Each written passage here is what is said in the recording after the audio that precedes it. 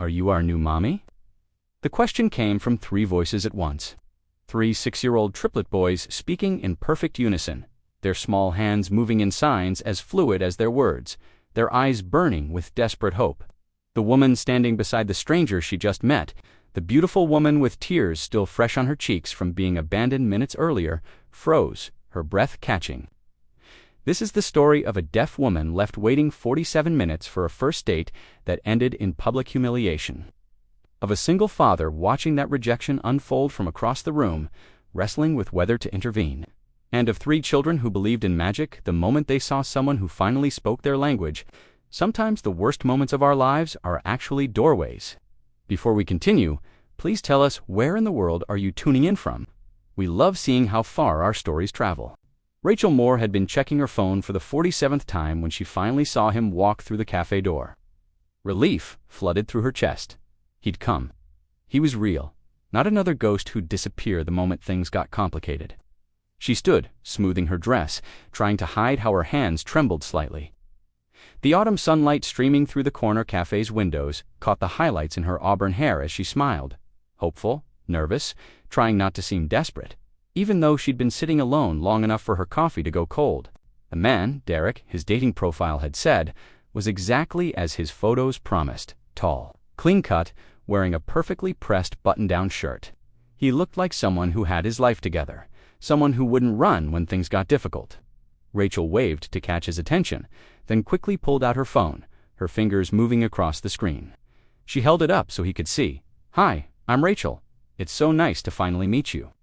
As she showed him the message, she spoke aloud as well, her voice slightly flat in the way voices sometimes are when you can't hear your own words. "Hi, Derek." Derek stopped 3 feet from the table. His eyes flicked from her smiling face to the phone screen, then back to her face. Confusion flickered across his features, then something else. Realization, discomfort. He didn't move to sit down. Rachel's smile faltered slightly as she watched his expression change. It was subtle at first, a slight widening of the eyes, a barely perceptible step backward. Then his face shifted into something Rachel had seen too many times before. Uncomfortable realization followed by thinly veiled disgust. Derek pulled out his own phone. His thumbs moved quickly across the screen. Rachel's phone buzzed. She looked down at the message. "I'm sorry, I didn't realize you were deaf. This isn't going to work for me. I need someone I can actually communicate with normally. Good luck." The words hit like a slap. Rachel looked up from her phone to find Derek already backing away, his expression a mixture of discomfort and something close to pity. He turned and walked out before she could even process what had happened. Rachel stood frozen, phone in hand, the rejection message still glowing on her screen in a cafe full of Saturday afternoon. Strangers who had just witnessed her humiliation. From his table by the window, David Carter watched the entire scene unfold, and something in his chest twisted painfully. He'd been here for 20 minutes, nursing his coffee and trying to read the same paragraph of his novel for the 5th time. His friend Tyler had canceled their meet last minute, family emergency. But David had already arranged for Sophie, their nanny, to take the triplets to the park across the street. He could see them through the window. 3 boys with sandy brown hair, all 3 of them blurs of energy climbing on playground equipment, while Sophie watched with patient amusement. He should have been relaxing, enjoying this rare hour of quiet. Instead, he couldn't stop watching the woman at the table near the door. The one who'd been checking her phone with increasing anxiety, the hope on her face slowly hardening into resignation. When her date had arrived, David had felt relief for her. Then he'd seen her hold up her phone, showing the screen to the man. Then he'd seen the man's body language change, the step back, the uncomfortable expression, the hands raised in rejection. And now he was watching her stand frozen, phone still in hand, as the man walked out without even sitting down. David couldn't hear what had happened, but he didn't need to. The woman's face told the entire story, hope crumbling into humiliation, the effort it took to hold herself together as every eye in the cafe pretended not to see. David's hands tightened around his coffee cup. He wanted to intervene, to say something, to tell that coward exactly what kind of small-minded person he was. But what right did he have? He was a stranger. Getting involved would only make things worse, make her feel more exposed. So he stayed in his seat and hated himself a little for it. The woman sank back into her chair. Her shoulders shook with silent sobs she was clearly trying to suppress. Her hands covered her face for a moment, then dropped to the table, fingers pressing against the cold surface, as if anchoring herself. Then abruptly, she stood. Her chair scraped against the floor with a sound that made several people look up. She grabbed her purse, her movements jerky with the effort of not breaking down completely, and rushed toward the door. She moved too fast, too upset, to notice the slightly raised threshold at the entrance. Her foot caught the woman. Stumbled forward, her body pitching toward the doorframe. She threw her hands out to catch herself, but the momentum was too much. Her shoulder hit the frame with a dull thud, and her purse flew from her grip, its contents scattering across the floor in a chaos of lipstick tubes, keys, a phone, loose change, rolling in different directions. David was out of his seat before he consciously decided to move. He was on his knees beside her, in seconds, gathering the scattered items. His hands moved quickly, efficiently, collecting everything into a neat pile. "I've got it," he said gently. "Are you okay?" Rachel was sitting on the floor now, her face flushed with embarrassment and tears, reaching for her things with trembling hands. She looked up at him, and he could see her trying to read his lips. Then her hands moved, a simple gesture, pointing to her ear and shaking her head. She pulled out her phone with shaking fingers and quickly typed, showing him the screen. "Thank you, I'm deaf. I'm sorry for the trouble." David's expression softened immediately. He stood holding her purse and belongings, and without hesitation, his hands moved in sign language. "Don't apologize. Are you okay?" The effect was instantaneous. Rachel's eyes widened, her mouth falling open in shock. Her hands moved automatically, responding in sign language. "You know ASL," David nodded, signing back with fluid precision. "My son is deaf. We all use it at home." He extended his free hand to help her up, speaking aloud as he signed. "I'm David." Rachel took his hand, letting him pull her to her feet. She was still staring at him like he'd just performed a miracle. Her hands moved rapidly. "I'm Rachel. I can't believe you know sign language. This never happens." "I saw what happened," David signed, his expression sympathetic. "I'm sorry. That guy is an idiot." A laugh burst out of Rachel, half sob, half genuine amusement. She signed back, "Thank you.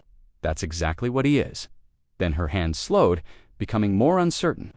"I'm sorry you had to witness that disaster. Don't apologize," David signed firmly. "You did nothing wrong." They stood there in the doorway, two strangers communicating in silence, while the cafe buzzed with conversation around them. And for the first time since she'd arrived, Rachel's face showed something other than pain. She smiled. It was small, tentative, but real. David smiled back, and he was about to say something else. Maybe offer to buy her a coffee. Maybe just wish her a better rest of her day when the cafe door burst open with explosive force. "Daddy!" 3 voices shouted in unison. Well, 2 voices shouted. One child remained silent, but moved with the same excited energy as 3 6-year-old bodies came barreling through the entrance like a perfectly synchronized storm. "Daddy, you have to come see," Ethan started, his sandy brown hair sticking up in different directions. "There's a dog at the park who knows tricks," Lucas continued, his hair slightly longer than his brother's. All 2 speaking children stopped mid-sentence as they registered the scene before them. Their father standing very close to a strange woman holding her purse, both of them clearly in the middle of a conversation. Noah, the silent one with sandy brown hair cut short, was the first to notice his father's hands. His sharp eyes caught the ASL position David's hands had frozen in, and his face lit up with understanding and excitement. His hands moved rapidly, signing to his siblings. "Dad is signing with her. She knows our language." Lucas's mouth fell open. Ethan gasped, his entire face transforming into pure, unadulterated hope. "No," David said immediately, recognizing the trajectory of this moment and signing sharply. "Whatever you're thinking." But Noah signed something else to his siblings, his small hands moving with excited precision. "Is she deaf like me?" The question hung between the 3 children for only a heartbeat before they turned as one unit to look at Rachel with expressions that made David's heart clench. "Kids don't," David started, but 6-year-olds, especially 6-year-olds who'd spent their entire conscious lives wishing for something impossible, don't listen to warnings. All 3 children stepped forward together.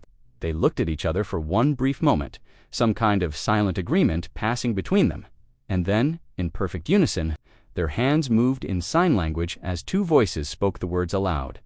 "Are you Our new mommy? The question hung in the air and in their hands, visible, unmistakable, impossible to misunderstand. Rachel saw every movement of their small hands forming the signs. Her eyes went wide, her breath catching audibly. She looked from the children to David and back again, her own hands frozen halfway to her chest. David's face went scarlet. Sophie made a strangled sound. "Kids," David signed sharply, mortification burning through every gesture. "This is Rachel. She sees someone I just met. She had a bad day, and I was helping her." David signed apologetically to Rachel. "I am so sorry." They don't usually, but Rachel wasn't looking at David anymore. She was looking at the three children arranged before her, like a jury about to deliver a verdict. And her eyes were filling with tears again. But these were different tears. Noah stepped forward. He was quieter than his siblings, his movements more careful, more deliberate, his hands moved in sign language, the gestures precise and heartfelt. "You're deaf like me." Rachel knelt down, so she was eye level with him, signing back. "Yes, just like you." "Do people think you're weird?" Noah signed, his young face serious. Sometimes Rachel signed honestly. "Us too," Noah signed, "because we all signed at home. Kids at school laugh." Rachel's expression crumbled and rebuilt itself in the span of a heartbeat. She signed to all three children. "Then those kids don't understand that you're special, you're amazing, you're perfect. You know our special language." Ethan signed and spoke, his enthusiasm uncontainable. "Everyone at school says we're weird because we sign at home. You wouldn't think we're weird. And you're pretty," Lucas added, with 6-year-old pragmatism, signing as he spoke. Noah, the quietest of the three, simply signed. "We've been looking for someone like you. We've been waiting for someone like you." Rachel's laugh was half sob, half incredulous joy. Her hand shook as she signed back. "I just met your father 60 seconds ago." David wanted the floor to open up and swallow him whole. This was beyond mortifying. This was his children essentially proposing marriage to a stranger on his behalf in a public café. While said stranger had just experienced devastating rejection minutes earlier, he started to sign another apology. But Rachel was laughing. Really, truly laughing. The sound was slightly unusual, the cadence of someone who couldn't hear their own laughter, but it was genuine and full of joy. She signed to the children. "How about we start by being friends? What are your names?"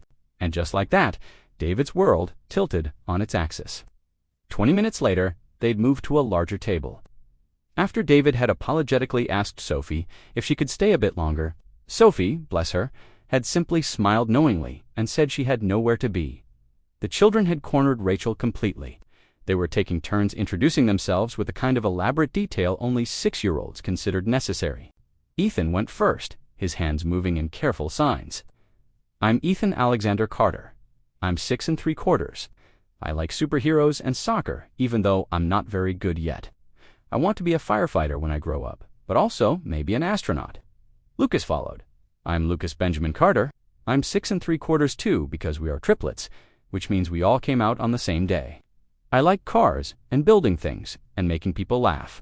I can make armpit farts." He demonstrated this talent immediately, making several sounds before David's sharp look made him stop. Noah signed last, his movements more careful than his siblings. "I'm Noah River Carter. I'm the only one who can't hear, but everyone learns sign language for me. I like animals and books and painting." Rachel looked at each child like they were the most precious things she'd ever encountered. She signed, "Those are beautiful names. Do you know what they all mean?" Foreheads shook in unison. Rachel's hands moved as she explained. "Noah means rest and comfort. Ethan means strong and firm. Lucas means bringer of light." She smiled at David. Someone chose very meaningful names. David felt his face warm. "My ex-wife chose them," he signed, then immediately regretted bringing Victoria up. She was very into meanings and symbolism. If the kids noticed the mention of their mother, they didn't show it. They were too busy being enchanted by Rachel's presence. "Can we play a game?" Lucas signed excitedly, and that's how David found himself watching 3 children and one recently heartbroken woman play what they called silent charades, a game where everyone had to act things out without speaking or signing. Ethan tried to act out a superhero fighting a dragon, which mostly involved him making exaggerated punching motions while pretending to fly. Lucas attempted a robot making pizza, complete with stiff movements, and then flopping dramatically onto the floor as if short-circuiting. Noah did an impression of their teacher, Mr. Garcia, which was so spot-on that Rachel laughed until she snorted, then looked mortified, which made the kids laugh even harder. "Your turn," Ethan signed to Rachel. Rachel stood thinking for a moment, then began flapping her arms wildly before pretending to blow out candles. "Birthday!" Noah signed triumphantly. "Yes!" Lucas signed excitedly. He turned to Rachel, his hands moving rapidly. "Our birthday was last month. All three of us turned 6 on the same day because we're triplets. It was so fun. We had 3 cakes," Ethan added, signing enthusiastically. "That's not true," Noah signed with a small smile. "We had 1 big cake. It was big enough for 3 cakes," Ethan insisted. Lucas turned back to Rachel. "When's your birthday?" Rachel signed casually. "Actually, it's tomorrow." All 3 children froze mid-motion, their eyes going comically wide. "Tomorrow," they signed in perfect unison. "Tomorrow," Lucas signed rapidly. "Like actual tomorrow. October 15th, tomorrow." Rachel laughed at their dramatic reaction. "Yes, actual tomorrow." The children immediately huddled together, their hands flying in rapid conversation, too quick for Rachel to follow. David tried to intervene. "Hey, what are you 3 planning?" But they waved him off with a universal child gesture, for adults, not invited. Finally, they turned back to Rachel as one unit. Noah, elected spokesperson, signed carefully. "Do you have special plans? Like a big party with friends?" Rachel's smile flickered. It was subtle, barely noticeable, but David caught it. She signed breezily. "Oh, probably just a quiet day. Maybe I'll treat myself to something nice." But Lucas, perceptive in the way that children often are, tilted his head and signed, "Will you celebrate with friends?" Rachel hesitated. Her hands moved slowly, deliberately. "It'll just be me, but that's okay. I'm used to quiet birthdays." The 3 children exchanged looks. Some kind of silent communication passing between them that David knew from experience was either going to result in something wonderful or something that would give him a heart attack. "That's not okay," Noah signed with serious determination that belied his 6 years. "Nobody should celebrate their birthday alone. We should have a party," Ethan signed enthusiastically. "Here tomorrow." Rachel looked genuinely touched but uncertain. Her hands moved. "You want to throw me a birthday party? You just met me." So Lucas signed with impeccable 6-year-old logic. "We like you. That's enough." "Please," Noah signed, his expression so earnest it could melt steel. Rachel looked at David, her eyes asking permission, asking if this was real or just children making promises they couldn't keep. David signed with a gentle smile. "Only if you want to. No pressure. But I should warn you, once they've decided on a party, there's no stopping them." Watching Rachel's face, David saw something he recognized because he'd felt it himself. The moment when you realize you don't have to be alone anymore, when someone sees you and doesn't flinch away. Rachel's hands moved, and even though she was signing, he could hear the emotion in the gesture. "I would love that, really truly." The children exploded with joy. Ethan and Lucas started dancing. Noah, who couldn't hear their shouts, felt the vibrations of his siblings jumping and grinned just as widely. They spent the next 15 minutes planning the party with the kind of elaborate detail usually reserved for royal weddings. There would be cake, chocolate, unanimously decided balloons, lots of them, and presents from the heart, which apparently meant handmade gifts because the kids' allowance was not big enough for good stuff. Sophie eventually reminded David gently that it was almost dinner time. The children protested, but complied when David gave them the look, the one that meant no negotiations. As they prepared to leave, each child hugged Rachel goodbye. Ethan held on extra long. Noah signed, "Thank you for playing with us." Before they left, David pulled out his phone. "Can I get your number?" he signed, then quickly added, "To coordinate tomorrow, the party." Rachel's smile was radiant as she entered her number. She signed, "Text me tomorrow morning." David hesitated, then signed, "Rachel, thank you. You made today unexpected in the best way." Rachel's chest tightened. She signed back, "Same to you. See you tomorrow." As they walked out of the café, 3 kids bouncing excitedly and one bemused father in tow, David glanced back. Rachel was watching them through the window, her hand raised in a small wave, her face transformed from the devastated woman he'd seen earlier. "Daddy," Ethan signed as they crossed the street back to where Sophie had parked. "Do you like her?" David looked at his son's hopeful face. "I just met her, sweetheart. But do you like her?" Lucas signed more insistently. David thought about Rachel's laugh, the way she'd knelt to Noah's level, how naturally she'd fit into their chaotic family dynamic. He signed honestly, "Yes, I like her." 3 faces lit up like he just announced Christmas was coming early. That evening, after the kids were finally in bed, a process that took an extra 45 minutes because they kept popping back out to ask questions about tomorrow's party, David sat on his worn leather couch with a beer he wasn't really drinking. His mind kept returning to the café, to Rachel's face when that jackass had walked out, to the way her eyes had lit up when she realized David knew sign language, to his children's unbridled joy at finding someone who spoke their language, who didn't think they were weird. "Are you our new mommy?" He'd wanted to die in that moment.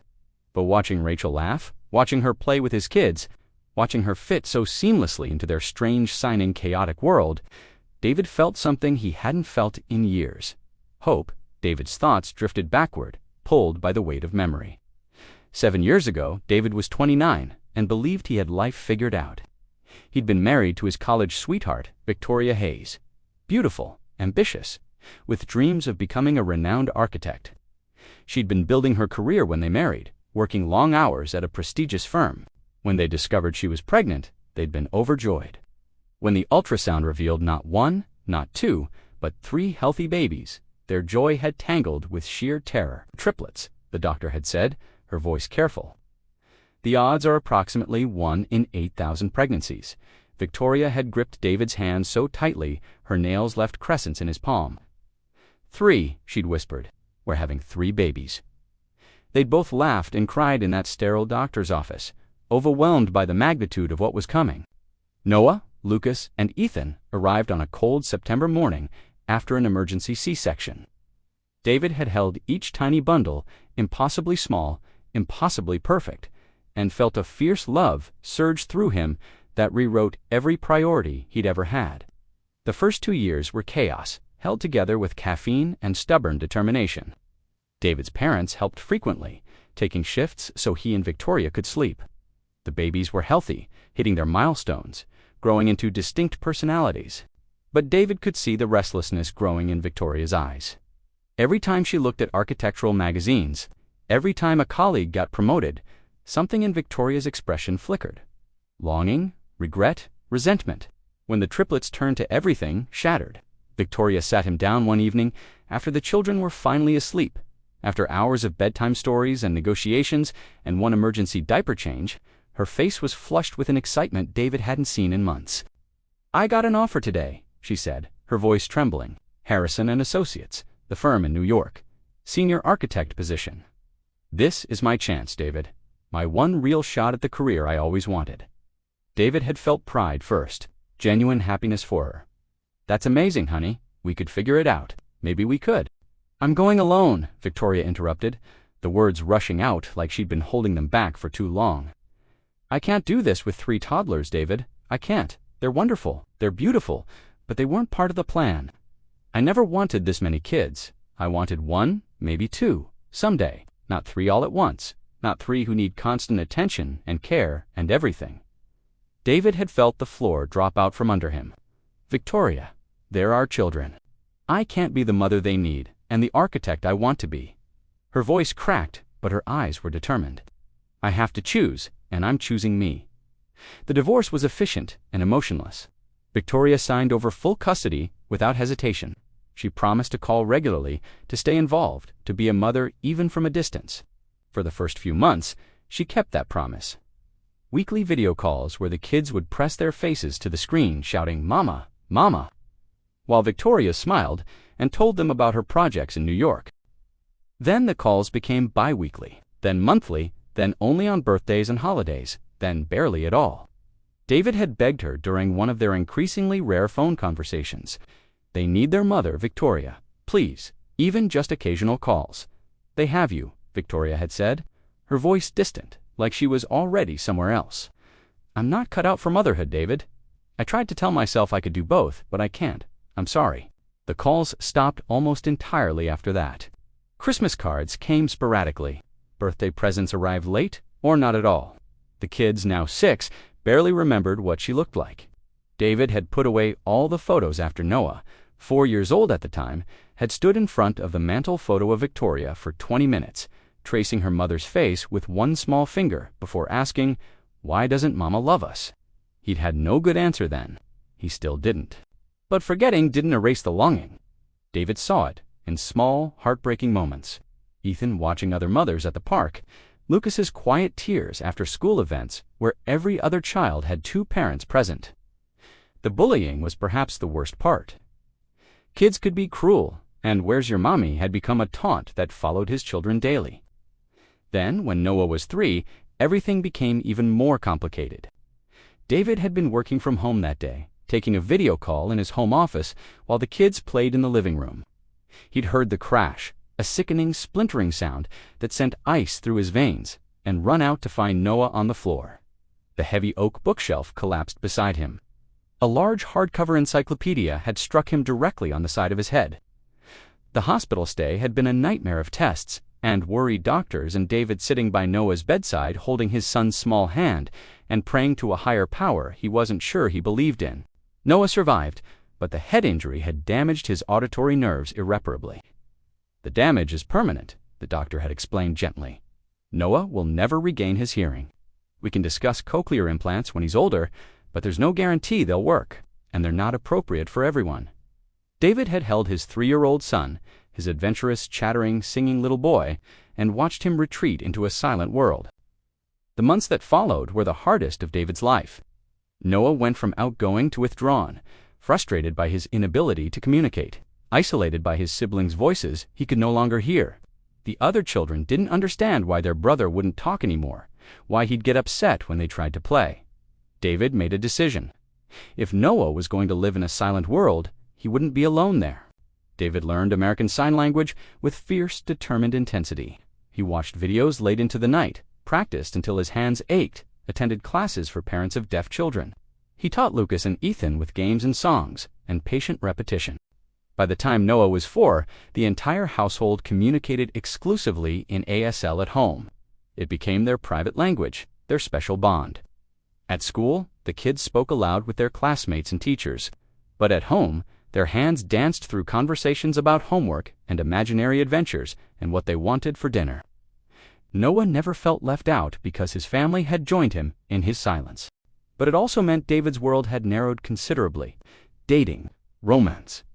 How could he explain to someone that any partner would need to learn an entirely new language just to have dinner at his house? Who would want a package deal of 4 people, especially when one came with unique challenges? Who would want a man whose ex-wife had abandoned their children, leaving behind a legacy of questions David couldn't answer and wounds he couldn't heal? He'd tried once, about a year ago. A woman from work had asked him out. They'd gone to dinner. She'd been lovely, funny, kind, interested in his work. But when he tried to explain about the kids, about Noah, about the ASL requirement, he'd watched her face shut down. "That's a lot," she'd said politely.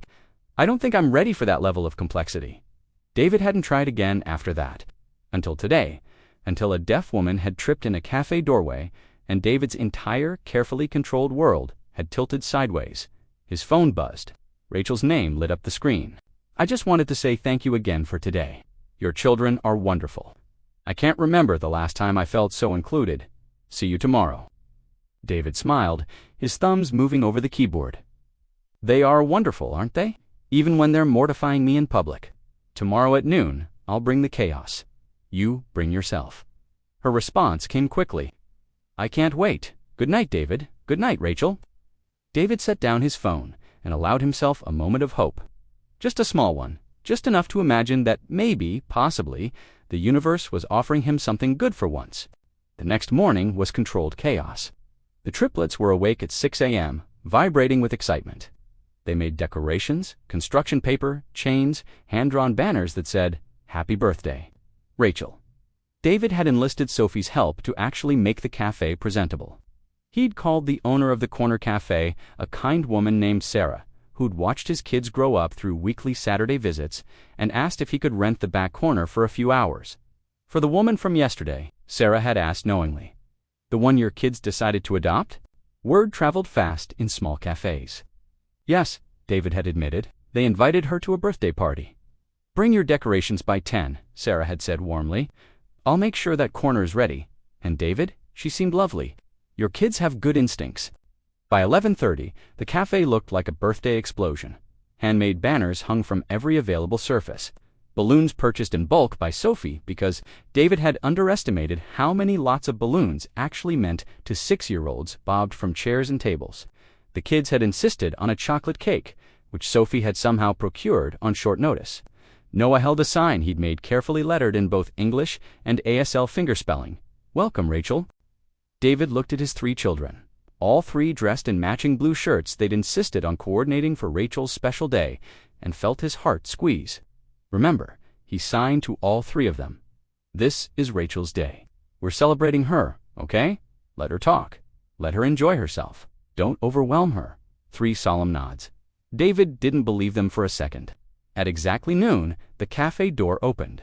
Rachel walked in, and David forgot how to breathe.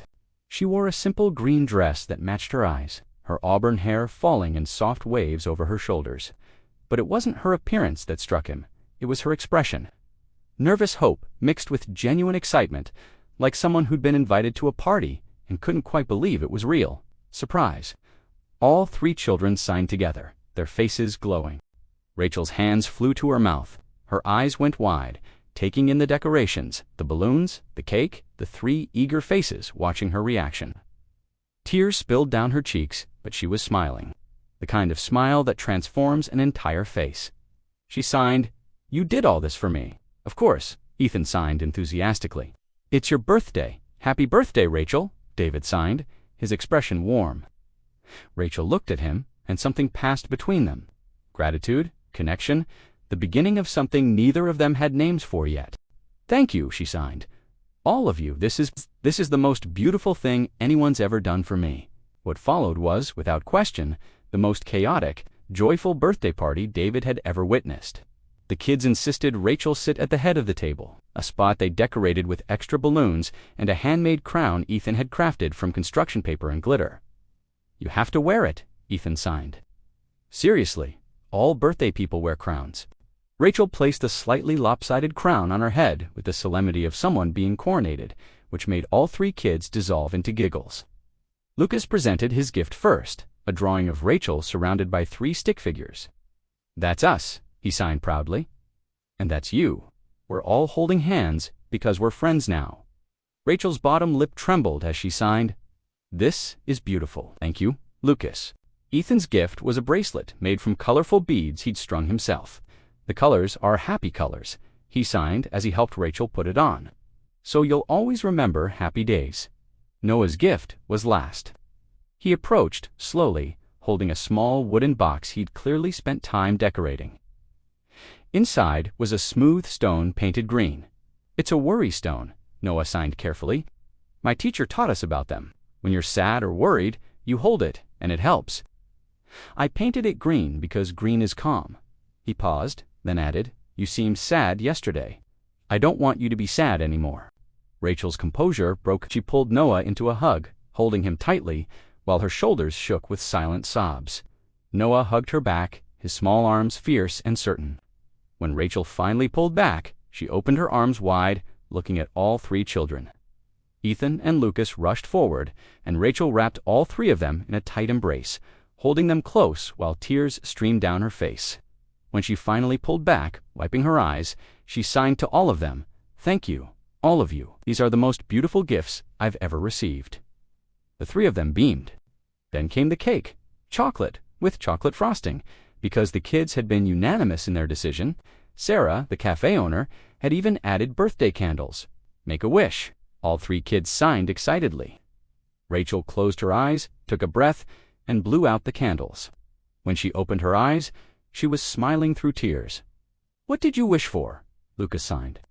"If I tell you, it won't come true," Rachel signed back. "But you can give us a hint," Ethan pressed. Rachel looked at the 3 expectant faces, then at David, sitting at the end of the table, watching this unfold with an expression she couldn't quite read. She signed, "I wished that I'd never feel alone again." "You won't," Noah signed with absolute conviction, "because you have us now." As the party wound down and the kids played a game of silent tag outside under Sophie's supervision, David and Rachel sat alone at the table. The remains of cake and crumpled wrapping paper surrounded them. Evidence of joy recently experienced. "Thank you," Rachel signed, her movements slower now, tired but content. "This has been the best birthday I've ever had." The kids were excited, David signed back with a smile. "They've been planning since yesterday. They're wonderful," Rachel signed. "All of them." She paused, watching them through the window, then signed carefully. "Their mother." David's expression shifted. Not hurt, just resigned. She left when they were 2, got a big career opportunity in New York, and decided she couldn't be a mother and pursue her dreams at the same time. His signs were matter-of-fact, like he'd made peace with it. The kids barely remember her. She calls maybe twice a year now. "I'm sorry," Rachel signed. "We manage," David signed. "But yesterday, when they asked if you were their new mom, that's been their wish for a while, especially when they see other kids with both parents." "That must be hard for them," Rachel signed softly. "It is," David agreed. Then his expression changed, becoming curious. "What about you? How long have you been deaf?" Rachel's hands stilled for a moment, then began moving. 7 years. I was 22. Car accident. Drunk driver ran a red light. Her signs became slower, heavier. They called it lucky. Like losing an entire sense was a small thing. "It's not a small thing," David signed. "My friends didn't know what to do with me after. Not their fault. They tried, but conversations became work. Group hangouts were impossible. Eventually, they stopped trying. Easier that way." She paused. "My family too. They love me, but it's hard. Holidays are exhausting. I spend most of the time smiling and nodding, pretending I understand what's happening." "That sounds lonely," David signed. "It is," Rachel signed, simply. "I've been alone for a long time." "Not anymore," David signed. "At least if the kids have anything to say about it. Fair warning, they've probably already planned your next 10 birthdays." Rachel laughed, the tension breaking. "I wouldn't mind that," good David signed, "because once they decide they like someone, they're relentless." Through the window, Noah was teaching his siblings some kind of elaborate signing game. Rachel watched them, her expression soft. Noah is lucky, she signed, to have a family that learned his language. Most deaf kids don't get that. "He's my son," David signed. "Of course we learned." "Not everyone would," Rachel signed, meeting his eyes. "Trust me." They sat in comfortable silence for a moment, watching the kids play. "I should probably get going," Rachel signed. "Let you get back to your day. Stay in touch," David signed. "The kids will ask about you constantly if you don't." "I'd like that," Rachel signed, smiling. "Friends? Friends," David signed back. But as Rachel stood to leave, as the kids rushed back in to say goodbye with enthusiastic hugs, David felt something shift. Not romance, not yet, but possibility. The sense that maybe his carefully controlled, narrow world was about to expand in ways he hadn't imagined, and for the first time in years, that didn't terrify him. Over the next weeks, Rachel integrated into their lives in a way that felt both natural and miraculous. She started joining them for dinners twice a week. The kids would compete for who got to sit next to her. Ethan would tell her elaborate stories about his day at school, complete with dramatic reenactments. Lucas would play games with her, occasionally signing questions, and Noah would sit close, comfortable in their shared silence. One Thursday evening, 6 weeks after the birthday party, Rachel was helping with bedtime when Lucas looked up at her with serious eyes. "Can I ask you something?" Lucas signed. "Of course," Rachel signed back. "Why don't you have a family?" The question hung in the air. David, reading to Ethan in the next bed, tensed but didn't intervene. Rachel sat down on Lucas's bed, thinking carefully before signing. "I used to have a family, my parents, my brother. But after my accident, when I couldn't hear anymore, things got hard. Not because they didn't love me, they did, but they didn't know how to talk to me anymore. It made everyone sad and frustrated." "That's stupid," Lucas signed with 6-year-old bluntness. "You're easy to talk to." "Thank you, sweetheart." But it wasn't anyone's fault. Sometimes people don't know how to adapt when things change. "Did it make you sad?" Noah signed. "Very sad for a long time." "Are you still sad?" Ethan signed. Rachel looked at the 3 faces watching her, at David, still holding his book but paying complete attention at this chaotic signing beautiful family that had somehow become hers. "Not anymore," she signed honestly. "Not since I met you." Noah nodded, satisfied. "Good, because you're part of our family now." "I am," Rachel signed, her throat tight. Foreheads nodded in unison. You speak our language, Ethan signed. That makes you family. David and Rachel's friendship gradually evolved into something deeper. There was the night they stayed up talking after the kids were asleep, signing in the dim light of the kitchen, sharing stories about their childhoods, their dreams, the paths that had led them to that café. There was the Saturday at the zoo when Lucas skinned his knee, and Rachel was the one who scooped him up, kissed the scrape, and signed, "You're so brave," while he hiccuped through tears. There was the school recital where all three kids performed a song in ASL, and Rachel sat beside David in the audience, both of them crying as they watched. There was the evening David came home from work, exhausted and frustrated, and Rachel was there, just there, making dinner, helping with homework, giving him a look that said, "I've got this. Go breathe." There was the moment David realized he was in love. It was a Tuesday, nothing special, just an ordinary Tuesday. Rachel was at the kitchen table, helping Noah with a math worksheet. Lucas was building something with blocks nearby. Ethan was singing to himself while coloring. Rachel's hair was falling out of its ponytail. She had flour on her cheek from the cookies they'd attempted earlier.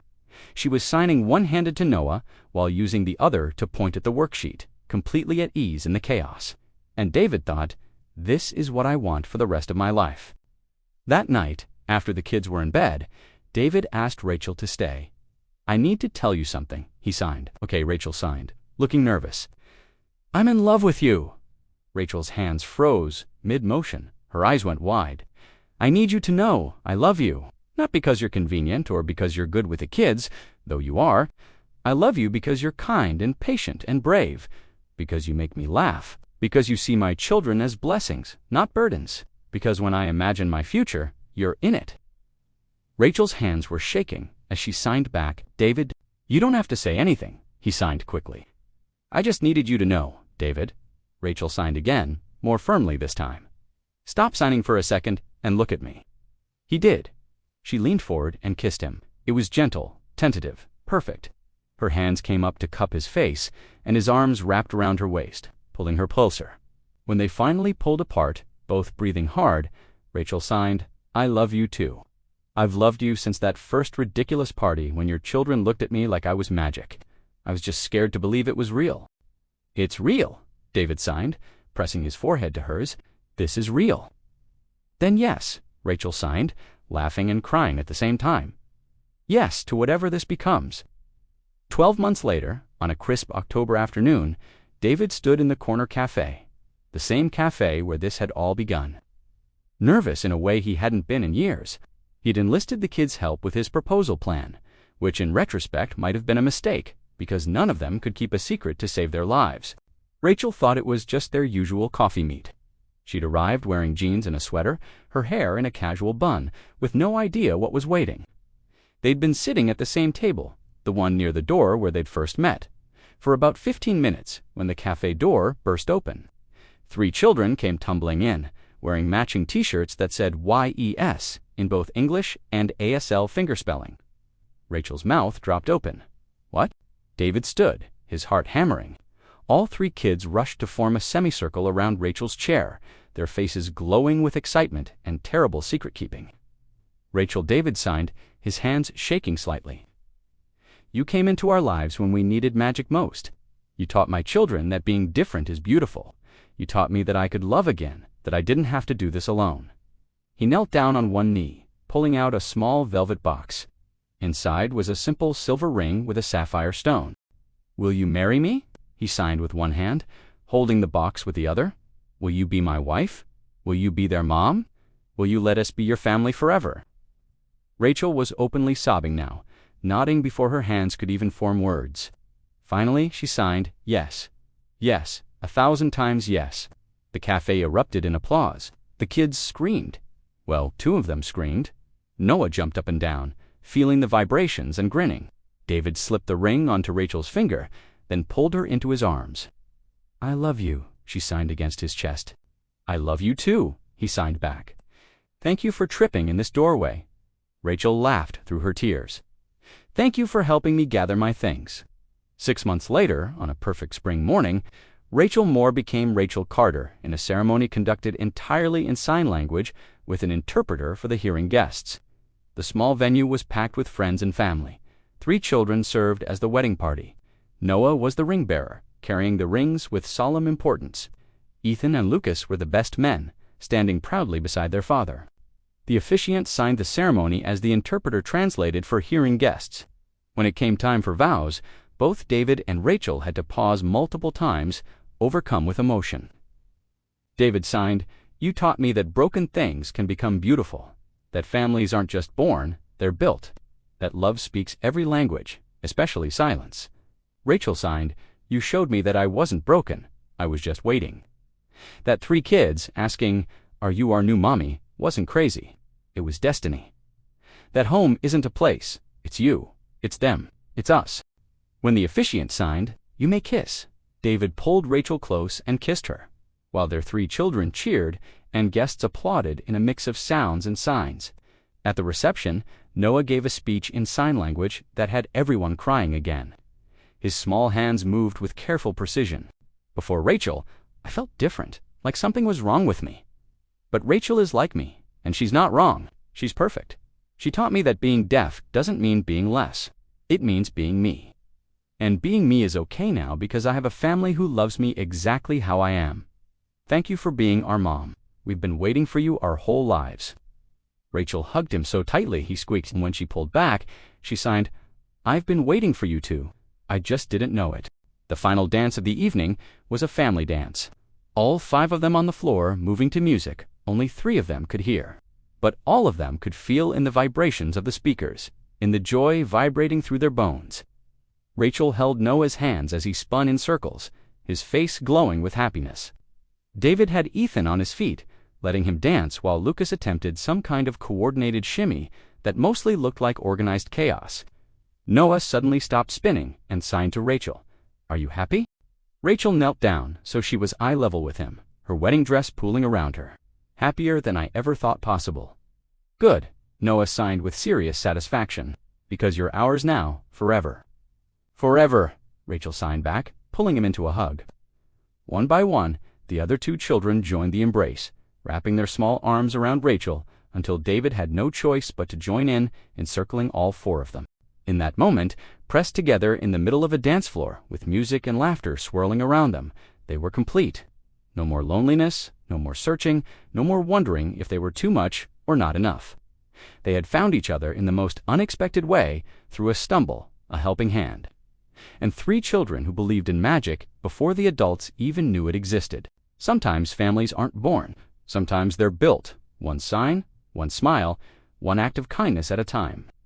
And sometimes the people who feel most broken are exactly the ones meant to make each other whole. This was their beginning. This was their always. This was home. If this story touched your heart the way it touched mine, please don't let it end here. Let it remind you, kindness still matters. Compassion still changes lives, and hope is never wasted. Subscribe and be part of our family, where every story lifts the spirit and reminds us that light always finds its way back. And if this moment moved you, share it.